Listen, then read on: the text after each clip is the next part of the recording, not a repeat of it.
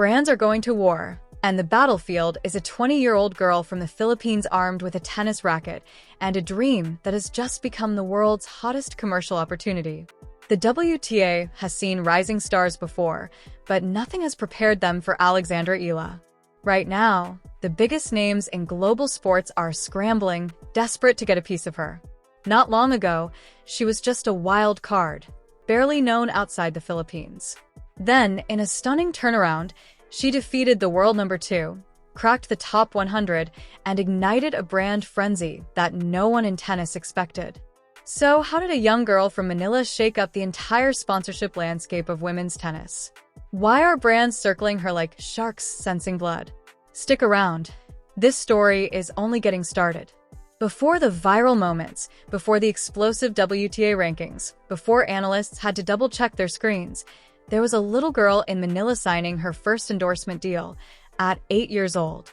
Globe Telecom, one of the Philippines' largest telecom companies, looked at a child who hadn't even played a professional match and decided she was worth betting on.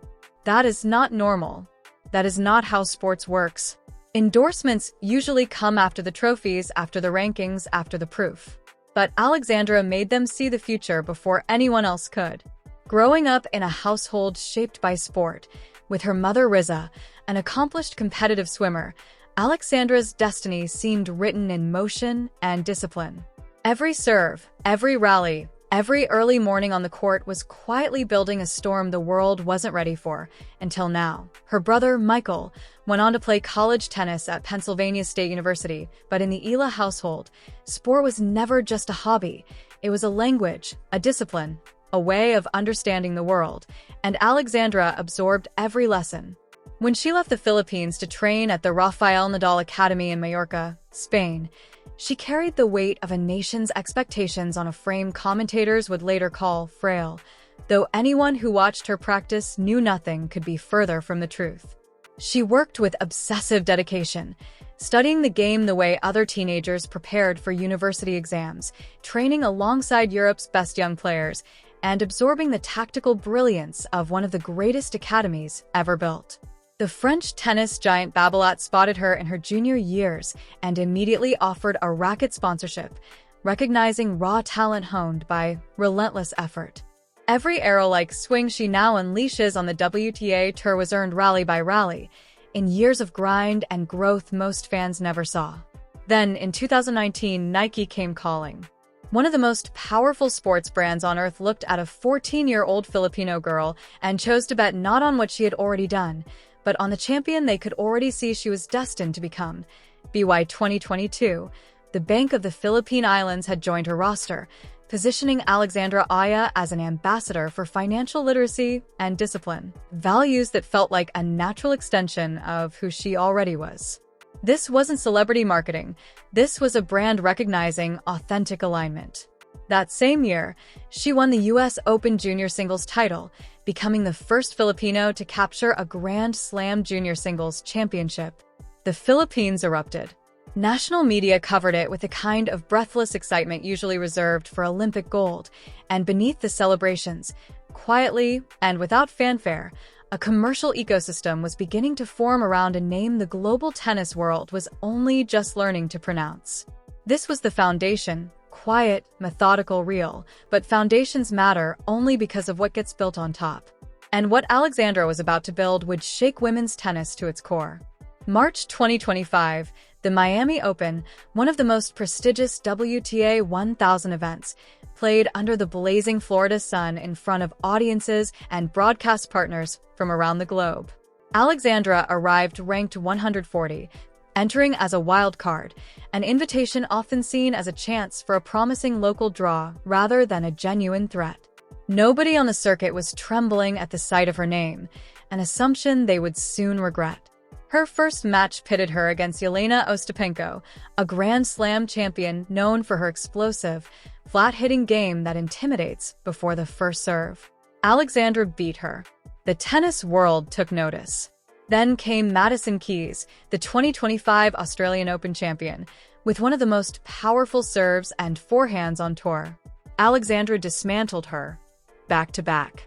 A wildcard player had now defeated two Grand Slam champions in the same tournament, and suddenly, the WTA and the world was forced to pay attention. The tennis world was no longer raising an eyebrow. It was sitting upright, leaning forward, eyes wide, watching every point. And then came Iga Swiatek, the world number 2, 5-time Grand Slam champion, one of the most mentally dominant players of her generation, a force that had left the best in the sport wondering if they could ever match her on the biggest stages. Alexandra Ayah beat her too. The moment the match ended, something shifted, not just in the tournament, not just in the Philippines, where the national reaction was somewhere between a carnival and a collective religious experience, but in the cold, calculating minds of brand executives and commercial strategists watching from their offices. Laptops open, spreadsheets ready. Her career prize money, which had hovered just under $500,000, nearly doubled in a single week, with $332,000 from her semifinal run alone, pushing her total past $830,000. She finished the tournament ranked number 75 in the world, becoming the first Filipino, man or woman, to break into the WTA Top 100. She was 20 years old, entered as a wild card, and left as a story every sports publication on earth wanted to tell. The question was no longer whether brands were paying attention, it was how fast they could get to her before someone else did. And if you think the Miami Open was the peak, think again, because what happened next was where the real war began. Typically, when a player breaks through in professional tennis, the commercial response is measured. Agents make calls, brands express interest, meetings happen, deals take months to finalize, and announcements follow carefully curated press releases. But Alexandra Ayah's post-Miami story did not follow the rules. It was faster, louder, and more chaotic than anything the tennis business had seen in years. The Philippine media went into near-total saturation mode. Every tournament appearance dominated headlines. Every match result trended on social media within minutes. National television networks built programming around her schedule. Analysts began calculating her commercial value, and the results shocked even the most optimistic projections. Then the viral rumors began. Fake posts claiming that Wilson Sporting Goods, one of the most powerful names in tennis equipment, had offered her a $45 million endorsement deal. And just like that, Alexandra Ayah had become not just a rising tennis star, but a global commercial phenomenon, sparking a frenzy that showed no signs of slowing down. One Facebook post from a page called Tennis Plus went viral, gathering over 103,000 likes, 6,700 comments, and more than 3,000 shares before fact-checkers could intervene. Verifiles and Rappler, two of the Philippines' most trusted fact-checking organizations, published detailed reports debunking the claim, confirming that no $45 million deal existed and that the quotes attributed to Alexandra Ayah were completely fabricated. But here's the uncomfortable truth beneath the misinformation. The posts went viral not because people were naive, but because they were believable. When a 20-year-old beats 3 major champions in a single week, $45 million doesn't sound like fantasy. It sounds like a Tuesday morning in professional sports marketing. Meanwhile, real commercial developments were quietly taking shape. In July 2025, Alexandra was announced as a brand ambassador for Locally, a Filipino juice brand, adding another local partnership to a roster growing in both breadth and visibility. Nike, already a long-standing partner, elevated their commitment by gifting her a custom hair tie designed in the form of a sampaguita blossom, the national flower of the Philippines, for her Wimbledon debut, a single symbolic gesture that generated massive media coverage and an emotional response from Filipino audiences. This was no accident. It was the work of brands that understood exactly what Alexandra Ayah represented to a nation. Commercial analysts began publishing detailed assessments of her market value, noting that the ASEAN region represented over 650 million people, digital penetration in Southeast Asia had expanded rapidly, and tennis had never had an elite presence from the region to anchor commercial strategy around. Alexandra Ayah was no longer just a tennis player. She was a potential commercial bridge, the figure through whom an entire sport might finally unlock one of the world's most populous and digitally engaged regions. The WTA, watching all of this unfold, faced a scenario with no established playbook, a player who filled stadiums beyond her ranking, capturing attention on and off the court in ways no one had anticipated. Alexandra Ayah was a player whose match attendance patterns defied the usual link between ranking and crowd size, generating media value and sponsorship interest that even senior players with higher rankings and longer careers hadn't achieved. But not everyone was celebrating, and the conversation around her was about to get far more tense. By September 2025, fake sponsorship stories had become a phenomenon in their own right. The infamous Wilson $45 million claim was not an isolated incident. It was part of a larger pattern. Fabricated donation announcements, invented brand deals, and manufactured quotes attributed to Ayah circulated repeatedly across social media, generating thousands of interactions before journalists could verify the facts. Rappeller's fact check was explicit. There were no news reports, no official statements from Wilson Sporting Goods, no confirmation from Ayah's management, and no credible sources.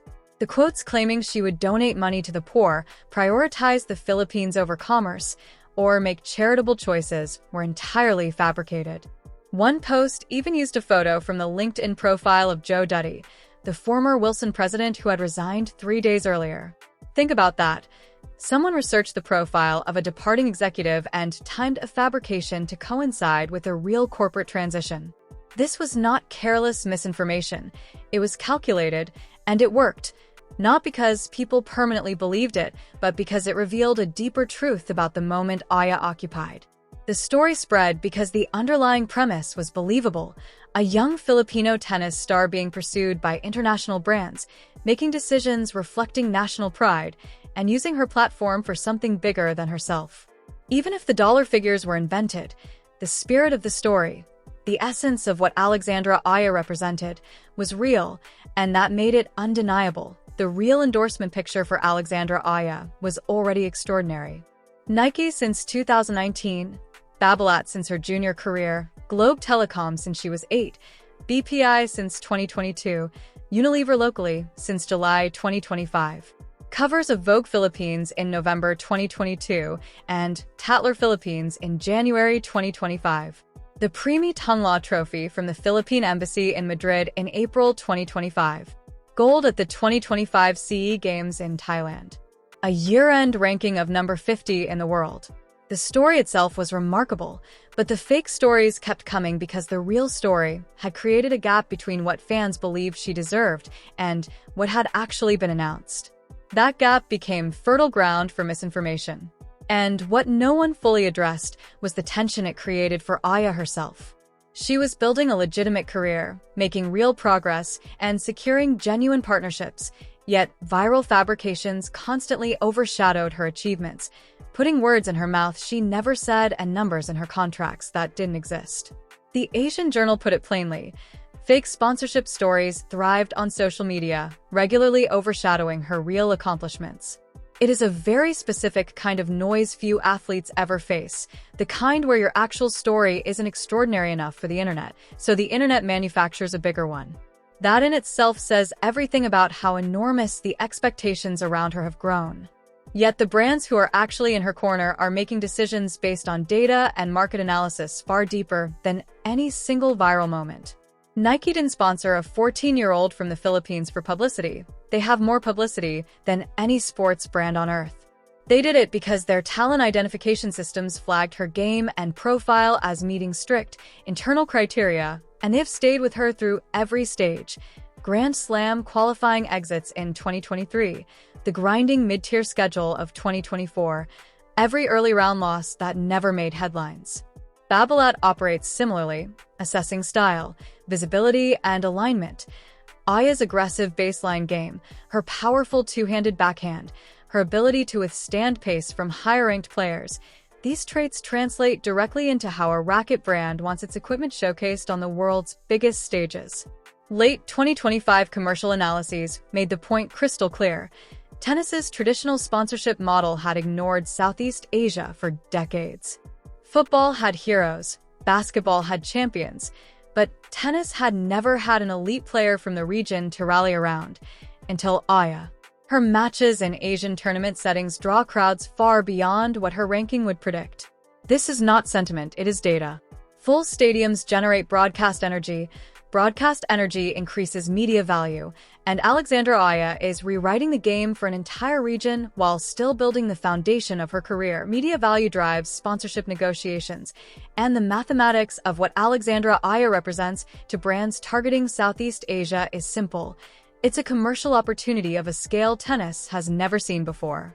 The WTA found itself in entirely new territory, a player generating the media footprint of a top 20 athlete while sitting at number 50, with a fan base that is both nationally deep and regionally massive, spanning a population larger than most continents, where the WTA has traditionally held its commercial power. There was no established template for programming, scheduling, or broadcast strategy around a player like Ayah.